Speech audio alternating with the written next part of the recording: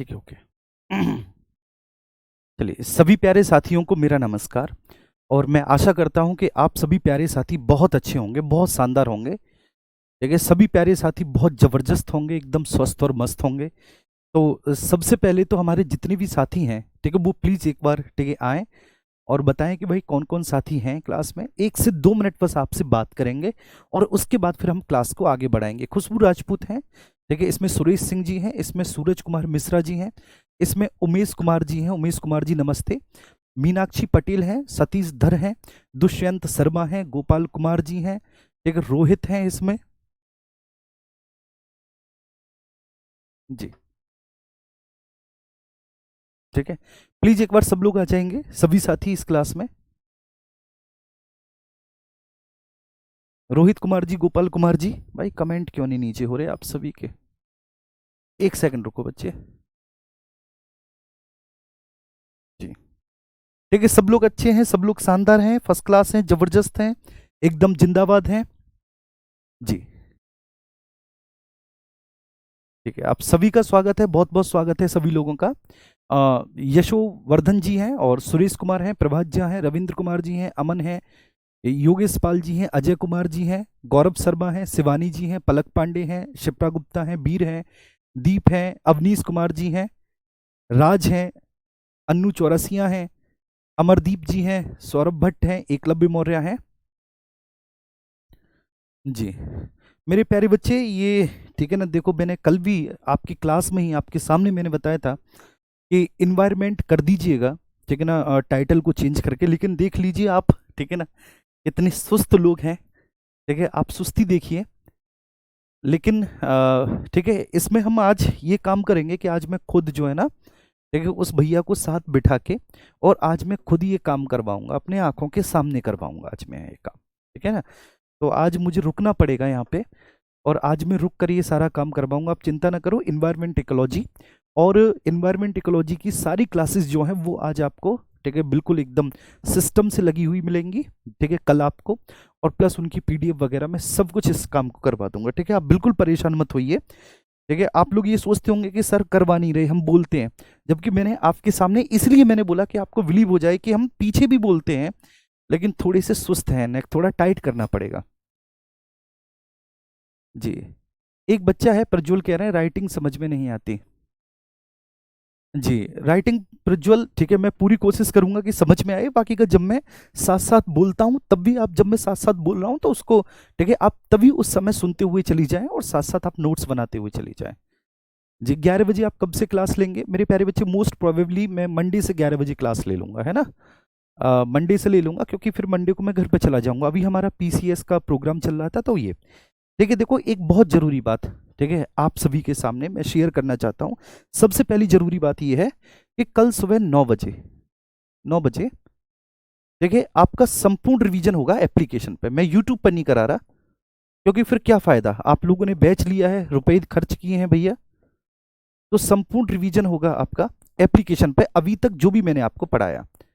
और उस रिवीजन में मैं आपको बताऊंगा, जैसे आपको सबसे बड़ी प्रॉब्लम अभी ये लग रही है इस विषय में कि सर किसके बाद क्या रहा है, हमें कुछ समझ में नहीं आ रहा है ना। यही तो आपको सबसे बड़ी प्रॉब्लम लग रही है कि सर किसके बाद क्या रहा है, हमारी समझ से सब बाहर है। तो वो मैं सारी चीजें आपको बताऊंगा कि बेटा इसके बाद ये आया, इसके बाद ये आया, और मैं एक बार पूरा रिवीजन करवाऊंगा, जिससे कि जो भी आपके डाउट है ना वो सारे डाउट दूर हो जाएंगे। ठीक है, एक मैंने आपकी टेलीग्राम कमेंट वगैरह देखे और उसमें एक दो बच्चा ये बोल रहा है कि सर, ठीक है, नो डाउट आप बहुत अच्छा पढ़ा रहे हैं सारी चीज़ें, लेकिन आप मन से नहीं पढ़ा रहे। तो मेरे प्यारे बच्चे, अब मैं आपको कैसे यकीन दिलवाऊं कि कितनी मेहनत हो रही है। आज मैंने हालांकि, ठीक है ना, मैंने कहा है कि भाई एक मेरी हेल्प कर लेने के लिए एक हेल्पिंग हैंड भी मुझे चाहिए। ठीक है, आज मैंने बोला है कि हेल्पिंग हैंड चाहिए, क्योंकि आप विश्वास नहीं मानेंगे, रात के 11 बजे तक मेरी क्लास होती है, 2, ढाई, 3 बजे तक।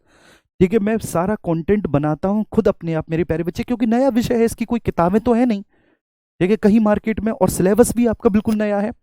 हम जो यूपी पीसीएस में पढ़ाते हैं ना इन्वायरमेंट इकोलॉजी, उस इन्वायरमेंट इकोलॉजी का, ठीक है ना, केवल व केवल आप ये मान के चलिए कि वो यूपी पीसीएस में पढ़ाई जाने वाली इन्वायरमेंट इकोलॉजी वो 10% है, 20% आप मान लो, आपका सिलेबस इतना डिफरेंट है। देखिए, ग्रामीण प्रवेश, आप सोच के देखो बच्चे, बिल्कुल नया सिलेबस है। डिजास्टर मैनेजमेंट बिल्कुल नया विषय है, बिल्कुल नया सिलेबस है। तो ऐसी बहुत सारी चीजें हैं। देखिए, अब इस बात को समझेंगे। आप लोगों को तो ये लगता है बच्चे कि ऐसी बात नहीं है, ठीक है, आपसे ज्यादा मेहनत हम करते हैं। देखो, आप सोच के देखो, हम मैं क्यों चाहूंगा, मैं तो ये चाहूंगा कि जब मैं पढ़ा रहा हूँ, 1 घंटा पढ़ा रहा हूँ, तो एक एक बच्चा बिल्कुल सेटिस्फाई होके जाए। देखिए, एक एक प्यारा बच्चा सेटिस्फाई होके जाए, किसी भी तरह की कोई भी गुंजाइश ना रहे, क्योंकि मेहनत तो हम कर ही रहे हैं उसमें। आप इस बात को समझो। देखिए, वाकई का अगर किसी को मेरी शक्ल से कोई दिक्कत है, ठीक है, तो वो बता दे कि भाई आपके, ठीक है, शक्ल अच्छी नहीं लगती, तो भाई मास्क लगा के आ जाया करूंगा। ठीक है, राइटिंग, हाँ, की बात है मेरे प्यारे बच्चे, तो राइटिंग, ठीक है, जब मैं बोलता हूँ, ठीक है, बोलने के साथ साथ मैं लिखता हूँ, तो आप तभी इसको जो है ना साथ साथ समझते हुए चले। बाकी का इतनी भी शायद बुरी नहीं है, और वो ये डिजिटल बोर्ड बदला है, तो डिजिटल बोर्ड की वजह से ऐसा हो जाता है। ठीक है, तो ये 2-3 आपके जेन्युइन डाउट थे, लेकिन मैं बता देता हूँ, सुबह 9 बजे एप्लीकेशन पर ये क्लास होगी आपकी, संपूर्ण रिवीजन क्लास है ये, ठीक है ना। पर्यावरण एवं पारिस्थितिकी में जितना भी अभी तक हमने पढ़ाया, पर्यावरण एवं पारिस्थितिकी में जितना भी अभी तक हमने पढ़ाया, संपूर्ण रिवीजन क्लास है। ठीक है, ये बात आप ध्यान रखना। और आप बताइए आपकी, क्योंकि मैंने आपसे पहले ही कहा था कि 1-2 मिनट आज मैं आपसे बातें करूंगा। ठीक है, और बताइए आपके कोई भी जेन्युइन डाउट्स हो, आप मुझे बताइए, यहाँ बताइए, मैं यहाँ पर हूँ आपके सामने आपके डाउट्स को लेने के लिए। जी। ठीक है,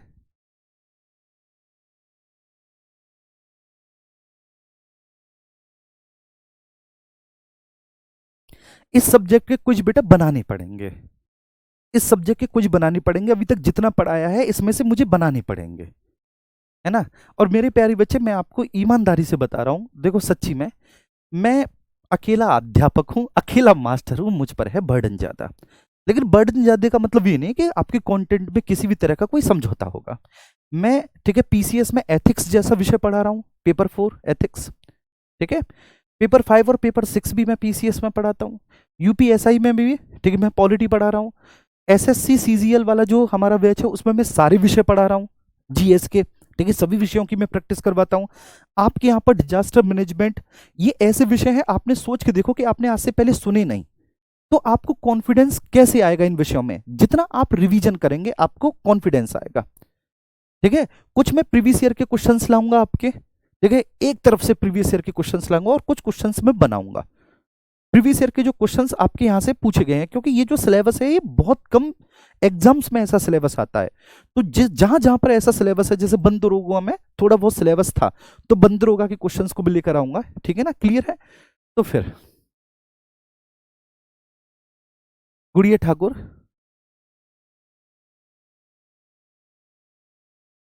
है ना। जी बेटा, अभिजीत ये सब सीरियल से ही पढ़ रहा चल रहा है मेरे प्यारे बच्चे, ये सीरियल से चल रहा है। पर्यावरण एवं पारिस्थितिकी में सबसे पहले हमने पारिस्थितिकी तंत्र पढ़ाया, मैं आपको बता देता हूं। ठीक है, सीरियल से, आपको ऐसे लग रहा है सीरियल से, क्योंकि ये हिस्ट्री नहीं है, ये ज्योग्राफी नहीं है। हिस्ट्री और ज्योग्राफी में तो सबसे पहले आपने, जैसे मान के चलिए कि प्राचीन भारत में आपने पढ़ी है प्रागैतिहासिक काल, फिर सिंधु घाटी की सभ्यता, फिर वैदिक काल। ठीक है, उसके बाद फिर आपका वैदिक काल के बाद आपका धार्मिक आंदोलन हो गया। ठीक है, फिर उसके बाद आपके मगध का उत्कर्ष हो गया, जिसमें आपने दुनिया भर के राजवंश पढ़े। सबसे पहले बृहदत्त वंश पढ़ा, फिर आपने हर्यक वंश पढ़ा, फिर आपने नंद वंश पढ़ा। ठीक है, सॉरी, हर्यक वंश के बाद शिशुनाग वंश पढ़ा, फिर नंद वंश पढ़ा, फिर मौर्य वंश पढ़ा, फिर मौर्योत्तर काल पढ़ा। तो वो क्रम, वो आपको दिखता है, क्योंकि वो किताबों में भी है वैसा क्रम। यहां पर मैं बिल्कुल क्रम से ही पढ़ा रहा हूं। देखो, मैं आपको एक बात बताता हूं, देखो ये मेरा वॉलेट है, आप सीरियसनेस देखना। ठीक है ना, मैं दिखाना नहीं चाहता था, ये मेरे वॉलेट में केवल एक ही कागज है, एक कागज। और इस कागज में क्या है देखो, पता है? इस कागज में ये आपका सिलेबस है, आप पढ़ो। इस कागज में आपका सिलेबस है, मतलब आपके सिलेबस को मैं जेब में रख के घूमता हूं। ये देखिए, ये आपका सिलेबस है इस कागज में। ठीक है, लेखपाल सिलेबस ऊपर लिखा हुआ है। तो इस लेखपाल के सिलेबस में, ठीक है, पर्यावरण संरक्षण अवधारणाएं, ठीक है, पारिस्थितिकी तंत्र हम करा चुके पूरा, जो कि दूसरे पॉइंट पर है, पारिस्थितिकी तंत्र और उनके प्रकार, एवं उनके प्रकार। ठीक है, दूसरा हमने पर्यावरण संरक्षण अवधारणाएं पढ़ा दी बच्चे इसमें।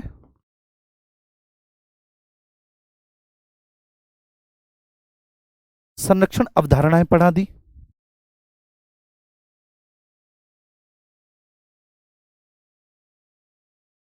अवधारणाएं हमने इसमें पढ़ा दी, ठीक है।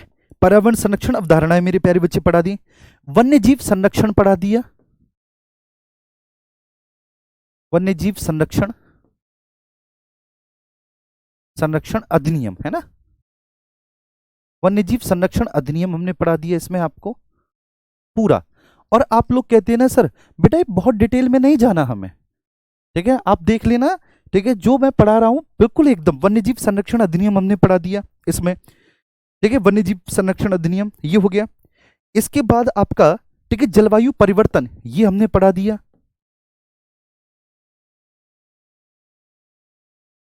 जलवायु परिवर्तन हमने पढ़ा दिया, ये टॉपिक आपके पढ़ा दिए। तो ये सब आपका चल रहा है, ठीक है, बिल्कुल क्रम से चल रहा है, ये सारी चीजें चल रही हैं।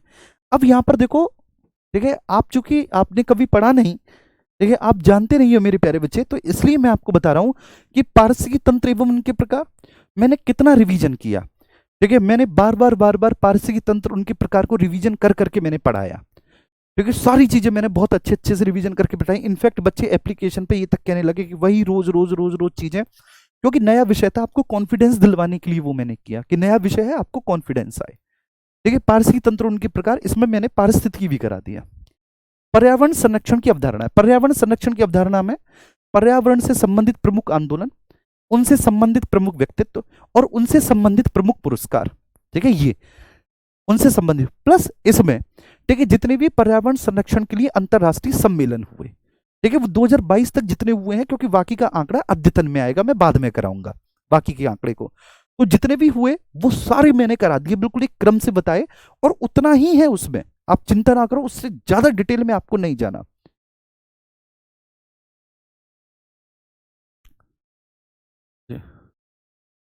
ठीक है, क्लियर है, ओके। अब इसके बाद जलवायु परिवर्तन, बेटा जलवायु परिवर्तन में ही आपका ग्लोबल वार्मिंग है, जो ग्रीन हाउस इफेक्ट है वो जलवायु परिवर्तन में ही। एक बच्चा कह रहा है कि बताओ जलवायु परिवर्तन नहीं पढ़ाया, अरे मेरे प्यारे बच्चे वो जलवायु परिवर्तन में ही है, ठीक है, ग्रीन हाउस इफेक्ट है, ठीक है, उसमें ग्लोबल वार्मिंग है, वह सब किस में है, जलवायु परिवर्तन में है, ठीक है, वो सब जलवायु परिवर्तन में है, क्लियर है। वन्य जीव संरक्षण अधिनियम मैंने आपको पढ़ा दिया, ठीक है, ये मैंने आपको पढ़ा दिया। तो ये पर्यावरण संरक्षण से संबंधित अवधारणा हमने, फिर वन्य जीव संरक्षण अधिनियम 7 अध्याय और 66 धाराएं, 66 की 66 धाराएं मैंने पढ़ाई थी जब मैंने वन दरोगा पढ़ाया था, एक एक धारा मैंने पढ़ाई, 66 की 66 धारा। आपके में इतना नहीं पूछेगा मेरे प्यारे बच्चे, जो महत्वपूर्ण धाराएं शिकार से संबंधित और ये वो सारी मैंने महत्वपूर्ण धाराएं कल आपको पढ़ाती थी, ठीक है ना बच्चे, बस आपका काम है रिवीजन करना, याद करना। जलवायु परिवर्तन में मैंने आपको बताया कि क्या इंसोलेशन होता है, कैसे होता है, सब कुछ मैंने समझा के आपको बताया कि वो चीजें कैसे होती हैं, क्या होती हैं। एक वो रहता है बच्चों को कि सर आप डायग्राम पे कोई भी चीज समझाते हो तो वो बहुत मैस हो जाता है।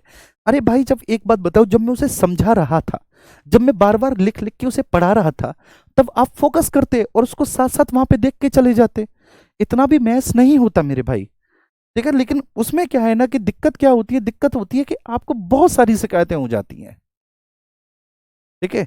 आप थोड़ा सा अपने से भी प्लीज प्रयास कीजिए, मेरा आपसे निवेदन है, प्लीज अपने से भी प्रयास कीजिए, ऐसे शिकायत करने से काम नहीं चलेगा ना जी।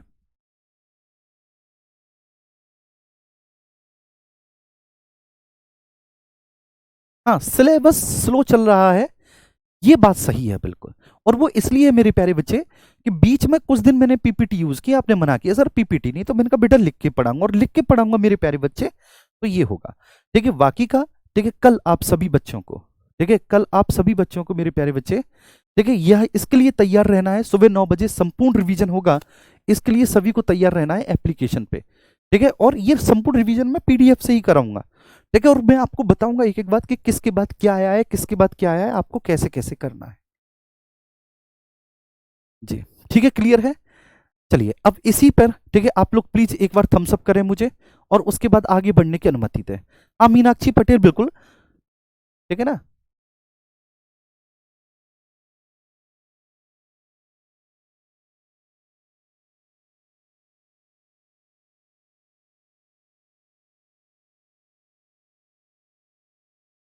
जी ओके थैंक यू। आइए अब हम बात करेंगे आगे बच्चे, ठीक है। अब जो हम चीज पढ़ने जा रहे हैं, ठीक है, ध्यान रखना। ये आपका आपके सिलेबस को मेरे प्यारे बच्चे पर्स में रख के घूम रहा हूं, और इससे ज्यादा क्या सीरियसनेस होगी। चलिए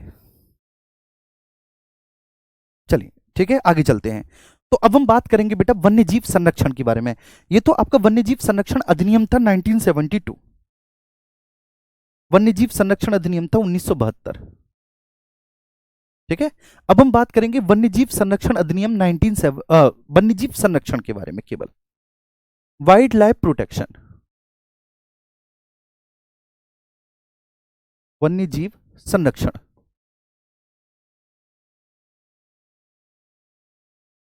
ठीक है, इसके बारे में हम चर्चा करेंगे।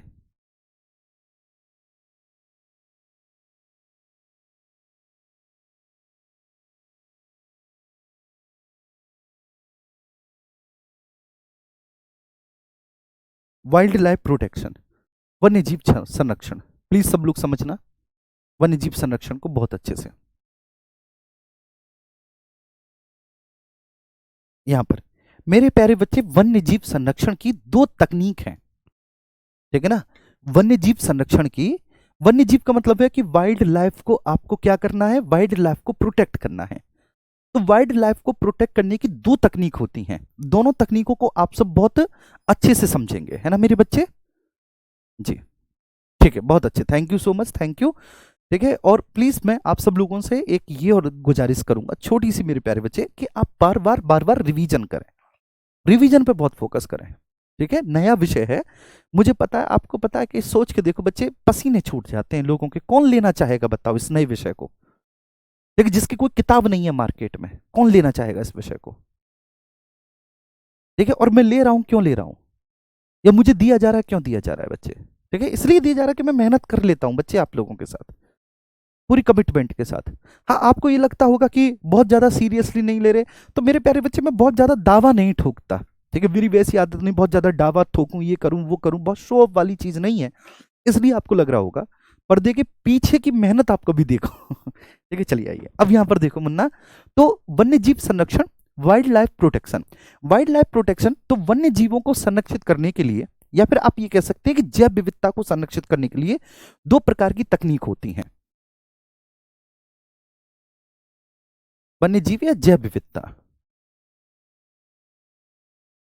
बायोडायवर्सिटी।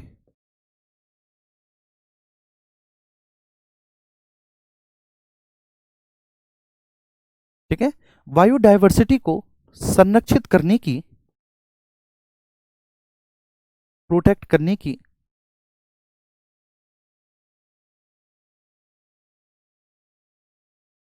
संरक्षित करने की दो तकनीक होती हैं, दो प्रकार से हम करते हैं उसके, उसके दो मॉड्यूल हैं बायोडायवर्सिटी को संरक्षित करने के। कौन कौन से दो मॉड्यूल हैं, ठीक है, प्लीज आप देखेंगे। एक कहते हैं मेरे प्यारे बच्चे, ठीक है, इन सीटू, जी, इन सीटू कंजर्वेशन या इन सीटू प्रोटेक्शन। दूसरे को कहते हैं एक्स सीटू प्रोटेक्शन या एक्स सीटू कंजर्वेशन। ठीक है बच्चे, क्या बोलते हैं, एक को इन सीटू, दूसरे को एक्स सीटू। इन सीटू का मतलब होता है स्व स्थानीय संरक्षण, और एक्स सीटू का मतलब होता है वाह स्थानीय संरक्षण। ठीक है, तो पहले मैं लिख देता हूं, एक होता है इन सीटू,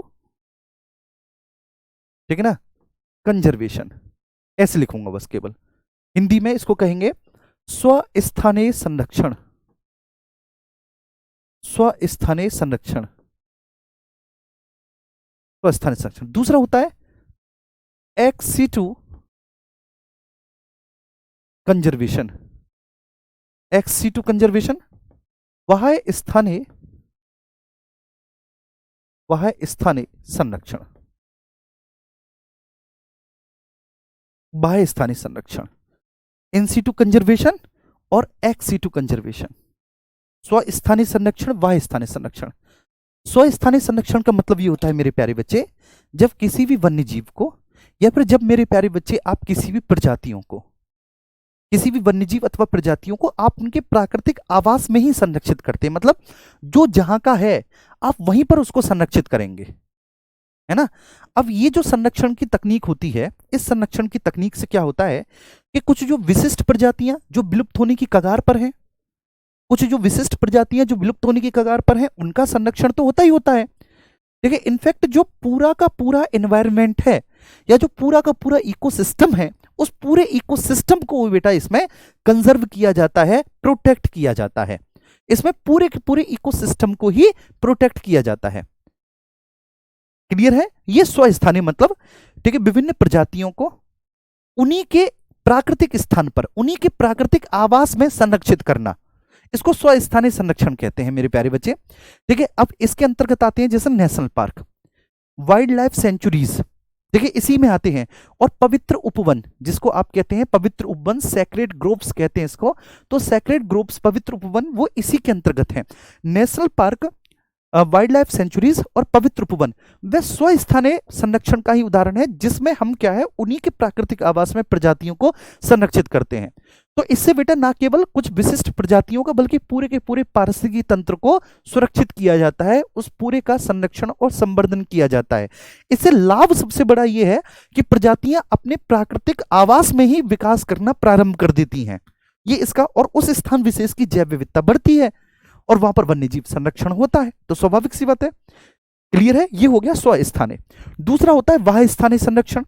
वाह्य स्थानीय संरक्षण का मतलब होता है कि जो कुछ ऐसी प्रजातियां जो संकटग्रस्त हैं, जो विलुप्त होने की कगार पे हैं, ठीक है, जिनके लिए बहुत बड़ा खतरा मंडरा रहा है, तो ऐसी प्रजाति को हम क्या करेंगे, उनके प्राकृतिक आवास से निकालते हैं और उनको उनके प्राकृतिक आवास से निकालकर बच्चे किसी कृत्रिम जगह पर या किसी ऐसे कंट्रोल्ड एटमॉस्फेयर में, है ना, किसी ऐसे कंट्रोल्ड एटमॉस्फेयर में उनको हम प्रोटेक्ट करते हैं मेरे प्यारे बच्चे। ठीक है, कुछ ऐसी प्रजातियां जो विलुप्त होने के कगार पर हैं, स्पेशली उनको उनके प्राकृतिक आवास पे नहीं बल्कि वहां से निकालेंगे और उनको वो टेम्परेचर देंगे जो उनके जीवन जीने के लिए सबसे उपयुक्त है, वैसी भौगोलिक परिस्थिति देंगे जो उनके जीवन जीने के लिए सबसे ज्यादा उपयुक्त है, वैसा खाना देंगे जो उनके जीवन जीने के लिए बेटा सबसे ज्यादा उपयुक्त है, और सेम वही इन्वायरमेंट, वही जंगली अवस्था देंगे उनको जो उनके जीवन जीने के लिए सबसे ज्यादा उपयुक्त होती है।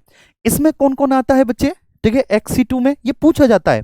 तो XC2 कंजर्वेशन में, या फिर आप कह सकते हैं कि बाह्य स्थानीय संरक्षण में, यहां पर लिख देता हूं मैं, बाह्य स्थानीय संरक्षण में मेरे प्यारे बच्चे आपके जैसे चिड़ियाघर हो गए, ठीक है जी, चिड़ियाघर हो गए मेरे प्यारे बच्चे, या फिर आपके बोटेनिकल गार्डन हो गए, कुछ जीन बैंक होती हैं, जीन बैंक, कुछ सीड बैंक होते हैं, तो ये सब बाह्य स्थानीय संरक्षण में आते हैं। क्लियर है? आइए आगे बढ़ते हैं।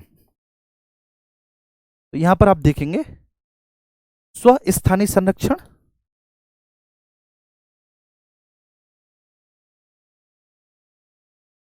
स्वस्थानीय संरक्षण,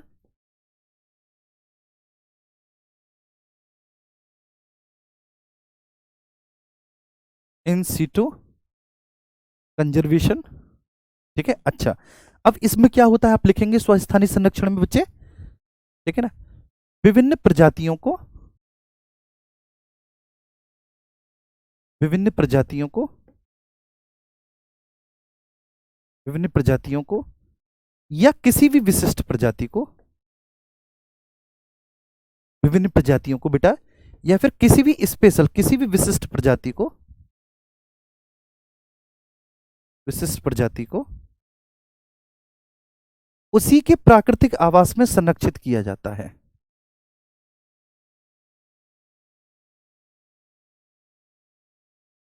उसी के प्राकृतिक आवास में संरक्षित किया जाता है।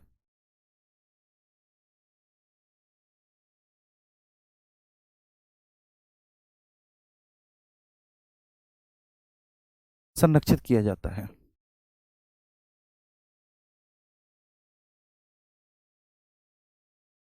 किया जाता है, ठीक है बच्चे, विभिन्न प्रजातियों को या फिर किसी भी विशिष्ट प्रजाति को हम उसी के प्राकृतिक आवास में मेरे प्यारे बच्चे संरक्षित करते हैं।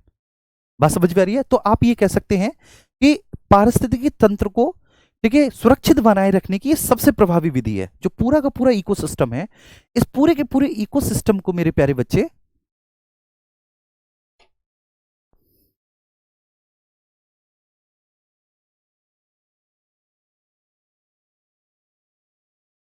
जीन बैंक क्या होती है, PDF इंग्लिश में भी दे दो मेरे प्यारे बच्चे।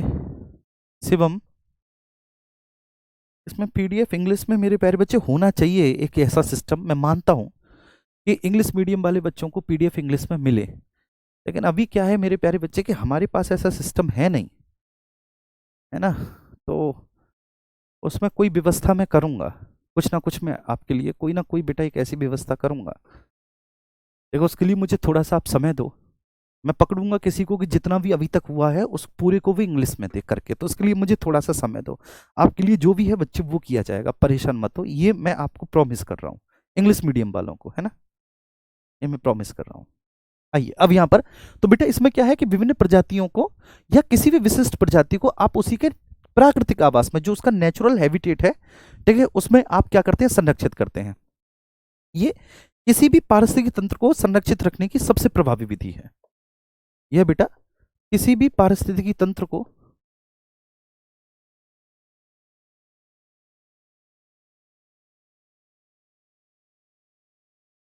किसी भी पारिस्थितिकी तंत्र को संरक्षित रखने की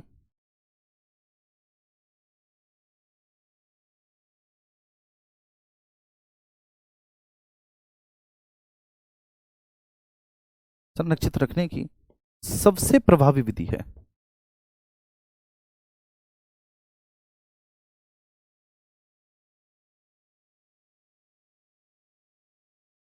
ठीक है ना, तो किसी भी पारिस्थितिक तंत्र को संरक्षित रखने की मेरे प्यारे बच्चे ये सबसे प्रभावी विधि है। अगर आप किसी भी इकोसिस्टम को, ठीक है ना बच्चे जी, इसका सबसे बड़ा लाभ क्या है, इसका सबसे बड़ा लाभ है कि विभिन्न प्रजातियां अपने ही प्राकृतिक आवास में संरक्षित और संवर्धित की जाती हैं। ठीक है, इसका सबसे बड़ा लाभ क्या, अब यहां पर फोकस करो मेरे प्यारे बच्चे, आप यहां पर फोकस करो। इसका सबसे बड़ा लाभ क्या है, इसका सबसे बड़ा लाभ ये होता है, और देखो एक दो बच्चा कभी बोलता भी है, या कहीं पर टेलीग्राम पर या एप्लीकेशन वगैरह बोल, तो बाकी के बच्चे जो समझदार बच्चे हैं वो समझाएं कि भाई आप रिवीजन करो। ठीक है ना, पहले मेरे भी नहीं आता था, रिवीजन मैंने किया, मेरे भी समझ में आ गया। तो जो समझदार बच्चे हैं जिनके समझ में आ रहा है, केवल एप्लीकेशन यहाँ पर लिखने से काम नहीं चलेगा, उनको भी बताओ, अपने छोटे भाई बहनों को उनका भी आप मार्गदर्शन करो ना, उन्हें बताओ। अब देखो भाई हम तो इतने फ्री नहीं रह पाते कि हर एक बच्चे से, ठीक है ना, हम बिल्कुल फेस टू फेस बात करें इस बैच में। ठीक है ना, आई थिंक 30-40 हज़ार बच्चे तो हो चुके हैं इसमें। अब 30-40 हज़ार स्टूडेंट से संवाद करना देखो बहुत नेक्स्ट इम्पॉसिबल है ना। तो आप ही एक दूसरे को बताया करो, एक दूसरे से बात किया करो, है ना, ये ध्यान रखना प्लीज। तो चलिए, तो इसका सबसे बड़ा लाभ क्या है, सबसे बड़ा लाभ ये है मेरे प्यारे बच्चे इसका, कि जो संरक्षण और संवर्धन होता है उन्हीं के प्राकृतिक आवास में किया जाता है। विभिन्न प्रजातियों का, विभिन्न प्रजातियों का संरक्षण व संवर्धन, विभिन्न प्रजातियों का संरक्षण व संवर्धन उन्हीं के प्राकृतिक आवास में किया जाता है।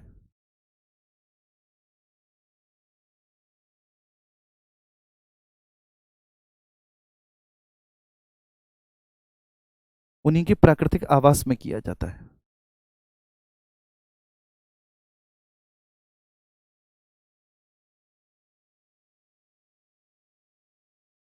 आ रही मेरी बात समझ में, तो विभिन्न प्रजातियों का संरक्षण और संवर्धन बेटा उन्हीं के प्राकृतिक आवास में किया जाता है, इसको कहेंगे स्वस्थानीय संरक्षण, इन सीटू कंजर्वेशन। दूसरा होता है बाह्य स्थानीय, देखिए एक्स-टू कंजर्वेशन, बाह्य स्थानीय संरक्षण। बाह्य स्थानीय संरक्षण में हम क्या करते हैं मेरे प्यारे बच्चे, तो किसी भी स्पेशल संकटग्रस्त प्रजाति को हम उसके प्राकृतिक आवास से निकालते हैं और उसको प्राकृतिक आवास से निकालकर बच्चे किसी ऐसी कृत्रिम स्थान पर संरक्षित करते हैं जहां पर उसके जीवन की संभावना की वृद्धि के लिए सर्वाधिक परिस्थितियां मौजूद हो रहती हैं। ठीक है, तो यहां पर हम बाह्य स्थानीय लिख देते हैं, एक्स-टू कंजर्वेशन।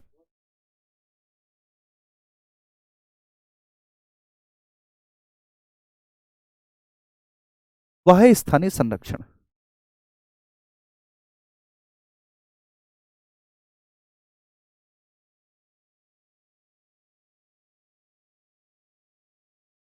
X-to conservation. बाह्य स्थानीय संरक्षण में क्या होता है, प्लीज सब लोग समझना। बाह्य स्थानीय संरक्षण में मेरे प्यारे बच्चे क्या होता है, सब लोग समझना। तो इसमें किसी हम स्पेशल संकटग्रस्त प्रजाति को, इसमें किसी संकटग्रस्त प्रजाति को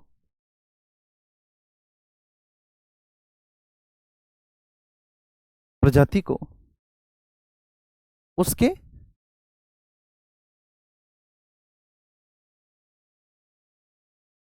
प्राकृतिक आवास से निकालकर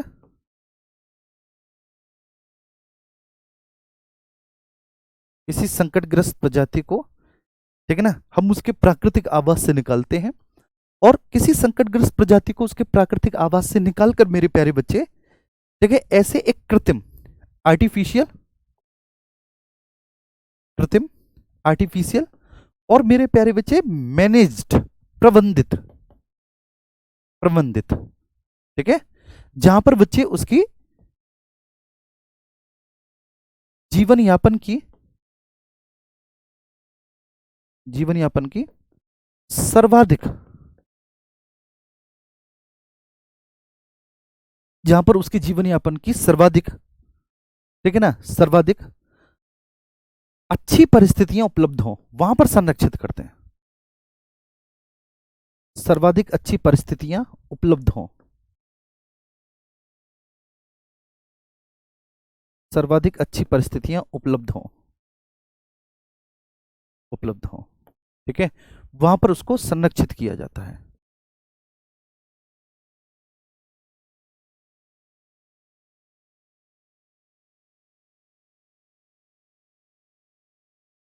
संरक्षित किया जाता है।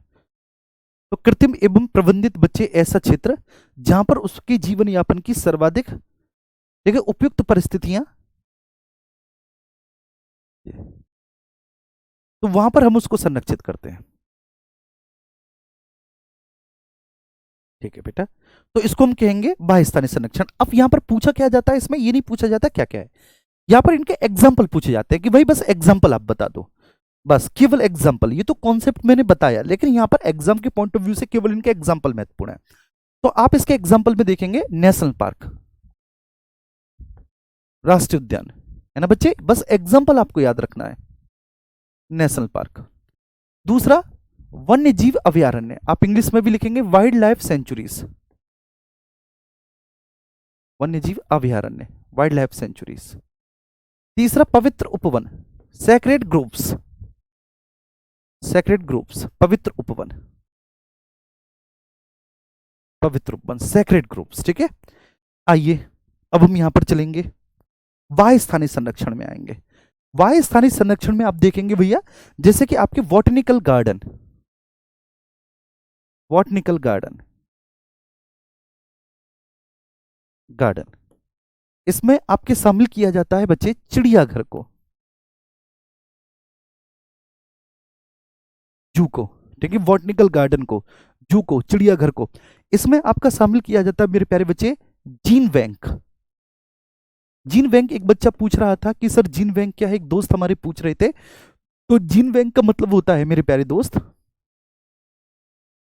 जीन बैंक का मतलब होता है मेरे प्यारे दोस्त कि जहां पर किसी भी विशिष्ट प्रजाति के जीन को संरक्षित किया जाता है, जहां पर किसी भी विशिष्ट प्रजाति के जीन को संरक्षित किया जाता है तो उसको जीन बैंक हम लोग कहते हैं। बीज बैंक हो गया, जीन बैंक हो गया, इसमें सीड बैंक, बीज बैंक, बीजों को संरक्षित किया जाता है बहुत कम टेम्परेचर पर, जैसे स्विट्जरलैंड में एक सीड बैंक है, बीज बैंक है, ठीक है। इसमें चिड़ियाघर, जीन बैंक, बॉटनिकल गार्डन हो गया, ठीक है, बीज बैंक हो गया, ये इसमें शामिल किए जाते हैं।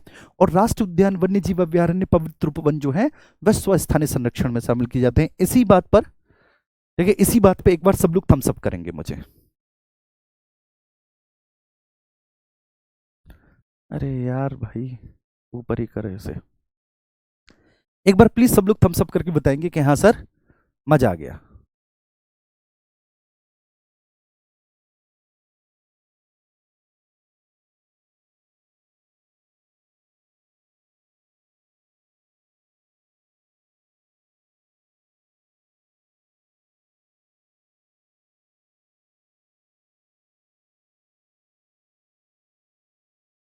चलिए,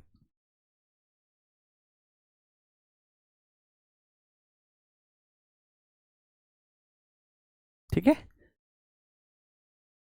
जी, वन्य जीव संरक्षण पे हम लोग चल रहे हैं।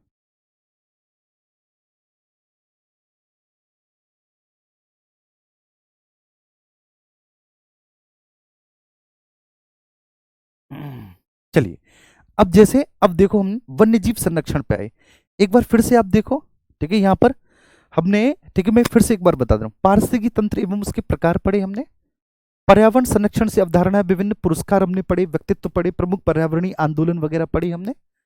वन्य जीव संरक्षण अधिनियम 1972 हमने पढ़ा मेरे प्यारे बच्चे। और जलवायु परिवर्तन हमने देखा, ठीक है। जलवायु परिवर्तन में ग्रीन हाउस क्या होता है, ग्रीन हाउस हमने देखा, ग्रीन हाउस गैसेस हमने देखी, ये सब देखा, जलवायु परिवर्तन ये हमने देखा, ठीक है। ये हमारे टॉपिक कंप्लीट हो गए, ये हमारे टॉपिक कंप्लीट हो गए, ये आपको ध्यान में रखना है।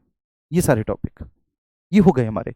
आज हम जिस टॉपिक पर चले हैं, आज हम जिस टॉपिक पर चले हैं वह टॉपिक है हमारा भैया वन्य जीव संरक्षण, वाइल्ड लाइफ प्रोटेक्शन। इसमें मैंने अभी दो चीज बताई आज, ठीक है, स्वस्थानीय और वाह्य स्थानीय, ठीक है, दो चीज बताई, स्वस्थानीय वाह्य स्थानीय संरक्षण। इसमें मैंने सबसे पहले लेकर चला मैं भाई स्वस्थानीय संरक्षण क्या होता है मेरे प्यारे बच्चे। इसमें राष्ट्रीय उद्यान, वन्यजीव अभयारण्य और पवित्र वन, ऑब्वियस सी बात है ये तीनों चीजें हमें पढ़नी होंगी। हमें पढ़ना होगा कि राष्ट्रीय उद्यान क्या होता है, कितने राष्ट्रीय उद्यान है, वन्यजीव अभयारण्य क्या होते हैं और पवित्र वन क्या होते हैं, ठीक है। अब बेटा जो जितने भी राष्ट्रीय उद्यान हैं उन राष्ट्रीय उद्यान की जो जो चीजें फेमस हैं, ठीक है, वो किसके लिए हैं, कैसे हैं, वो मैं पीडीएफ से पढ़ाऊंगा, ये ध्यान रखना है यहाँ पर, क्योंकि ठीक है राष्ट्रीय उद्यानों की संख्या बहुत बड़ी है, ठीक है, और वो राज्यवार आपको पढ़ाई जाएंगे। वन्यजीव अभयारण्य तो 500 से ऊपर है ना, तो उनको तो पीडीएफ से पढ़ाना भी मुमकिन नामुमकिन है। तो वन्यजीव अभयारण्यों में कुछ प्रमुख बताऊंगा मैं, यहीं पर मैं आपको प्रोजेक्ट टाइगर, प्रोजेक्ट एलिफेंट, ठीक है, ये सारी चीजें मैं आपको बताऊंगा विस्तार से। हालांकि मैंने वन्यजीव संरक्षण अधिनियम में भी थोड़ा बहुत बताया, प्रोजेक्ट टाइगर वगैरह के बारे में थोड़ा बहुत बताया, कब शुरू किया गया, क्या शुरू किया गया, ये सारी चीजें मैंने बताई, लेकिन यहाँ पर हम थोड़ा सा इसको विस्तार से लेके चलेंगे, ठीक है, क्योंकि वहां पर हमने बताया था प्रोजेक्ट टाइगर वगैरह कि वो किस धारा में आ रहे हैं वन्यजीव संरक्षण अधिनियम की, यहां पर हम उनकी डेफिनेशन वगैरह देखेंगे, है ना जी। इसके बाद पवित्र वन ये क्या होते हैं, फिर हम देखेंगे कि बॉटनिकल गार्डन क्या होते हैं, चिड़ियाघर क्या होते हैं, जीन बैंक क्या होते हैं, बीज बैंक क्या होते हैं, इनको हम लोग देखेंगे, ठीक है। तो अब नेक्स्ट आप लोग हेडिंग डालेंगे नेशनल पार्क। सबसे पहले हम राष्ट्रीय उद्यान से शुरू करेंगे। नेशनल पार्क है क्या, राष्ट्रीय उद्यान है क्या,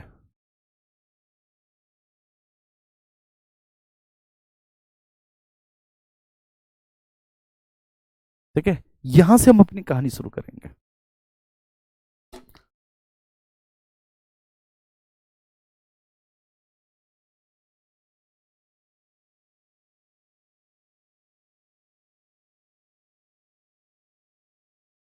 जी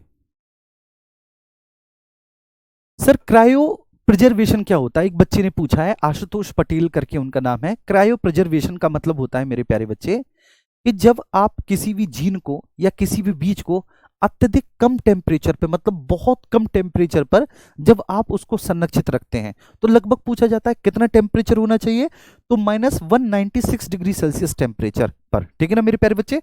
और आप उसको लिक्विड नाइट्रोजन में जीवित रखते हैं, जीन हो गया या कोई बीज हो गया, तो उनको आप लिक्विड नाइट्रोजन में आप ऐसे नमूनों को स्टोरेज करते हैं, तो उसको क्रायो प्रिजर्वेशन कहते हैं, ठीक है। ये चलिए, तो राष्ट्रीय उद्यान से पहले मैं आपको क्रायो प्रिजर्वेशन बता देता हूं कि क्रायो प्रिजर्वेशन क्या है। क्रायो प्रिजर्वेशन,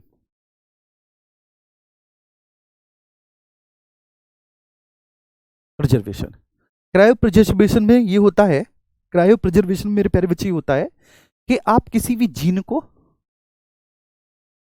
किसी भी बीज को, ठीक है ना, अत्यधिक कम तापमान पर, अत्यधिक कम तापमान पर, अत्यधिक कम टेम्परेचर पर, कितना, लगभग -196 डिग्री सेल्सियस, -196 डिग्री सेल्सियस पर तरल नाइट्रोजन में, तरल नाइट्रोजन में भंडारित करते हैं, उसको स्टोरेज करते हैं, भंडारित करते हैं, इसी को हम लोग क्या बोलते हैं, क्रायो प्रिजर्वेशन बोलते हैं, ठीक है। अब देखो बच्चे, समय हो गया आपका लगभग, ठीक है, 3-4 मिनट बाद 50 हो जाएंगी। और एक काम करना, आप सबसे पहले जितना भी मैंने अभी तक पढ़ाया पीडीएफ से आप सभी का रिवीजन करो, पहले अच्छे से, सब लोग क्या करो, पीडीएफ से उन सभी का रिवीजन करो, अच्छे से करो, सब लोगों की ये नैतिक जिम्मेदारी है, ठीक है। प्लीज मेरी बात समझना मेरे प्यारे बच्चे, बहुत अच्छे से आप उसका रिवीजन करो। ठीक है, क्योंकि कल मैं सुबह 9 बजे इसकी क्लास लूंगा, रिवीजन क्लास लूंगा। तो आप जितना अच्छा रिवीजन करके जाएंगे उतना बेहतर आपको, ठीक है, कल समझ में आएगा। तो सुबह 9 बजे से सब लोग तैयार हैं, एक बार बताएंगे प्लीज।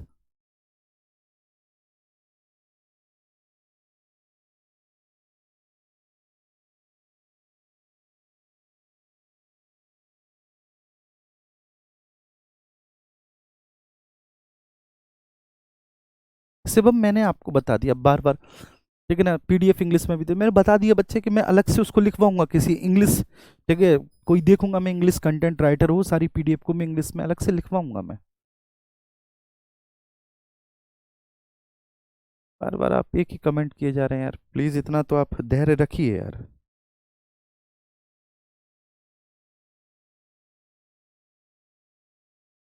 ओके ठीक है, तो फिर मिलेंगे, ठीक है, तब तक के लिए आप सब अपना ख्याल रखो बहुत अच्छे से, स्वस्थ रहो, मस्त रहो, ठीक है। सभी को कल सुबह लाइव देखनी है वो क्लास, ठीक है। सर आप एक स्लाइड पे थोड़ा कम लिखेंगे, हाँ हाँ, ये बात बिल्कुल सही कह रहे हो आप, ठीक है, इसलिए मैंने अप्रोच चेंज की है, थोड़ा कम लिखने की अप्रोच मैंने बनाई है, ठीक है, इसलिए मैं आगे से ध्यान रखूंगा कि एक स्लाइड पे थोड़ा कम लिखूंगा, तो उससे ज़्यादा अच्छे से समझ में आएगा।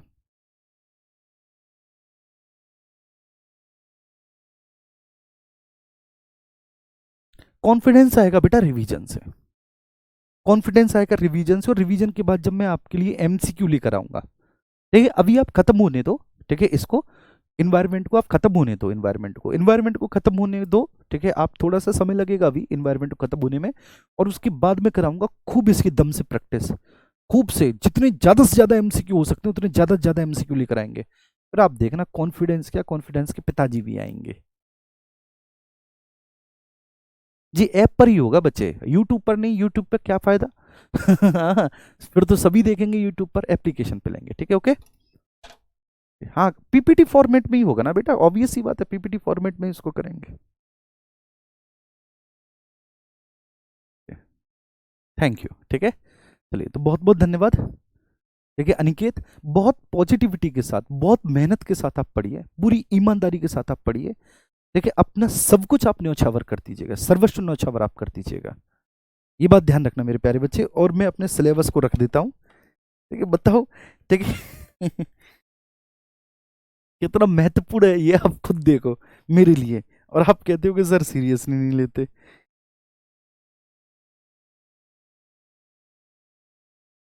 सर ऐसा नहीं हो सकता हर टॉपिक के एंड पर क्वेश्चन लाएं आप, गुड़िया आगे से कर देंगे हम इसे, है ना, आगे से कर देंगे इस पर।